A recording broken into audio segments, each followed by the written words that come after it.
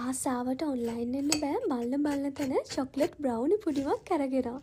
මේකේ රස ගැන නම් මං වැඩි දෙයක් කියන්නේ නෑ. මොකද ඔයා මේක හදලම බලන්න ඕනේ. එක දෙයක් කියන්නම් හැබැයි මේක වයිරල් වෙලා තියෙන නම් නිකන් නෙවෙයි හොඳේ. මුලින්ම බෝල් එකකට සීනි දාගන්න ඕනේ. මේකට සුදු සීනි ගන්න. රතු සීනි තමයි හැබැයි එදා මං ගාව තිබුණේ.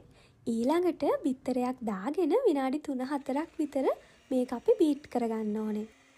මේ දෙක හොඳට බීට් වුණාම අන්තිමට මේ වගේ ලා පාට වෙන්න පෙන ගතියට තියෙනවා. දැන් මේකට කොකෝවා කුඩු නැත්නම් ඉතින් චොක්ලට් කුඩු කියලාත් කියනවනේ. ඒවයි තව පාන් පිටි ටිකයි දාගන්න ඕනේ. දේවල් ඕන ප්‍රමාණත් එක්කම මම ඩිස්ක්‍රිප්ෂන් එකේ දාලා තියෙනවා. තප්පර 20ක් විතර බීට් කරගත්තාම හොඳටම ඇති. ඊට පස්සේ අපි මේකට වැනිලා ඒ වගේම දිය කරගත්තු බටර් ටික දාගමු. බටර් දාගනිද්දි නම් හොඳටම නිවිලා තියෙන්න ඕනේ. ඒ නිසා කලින්ම බටර් ටික දිය කරගෙන තියාගන්න.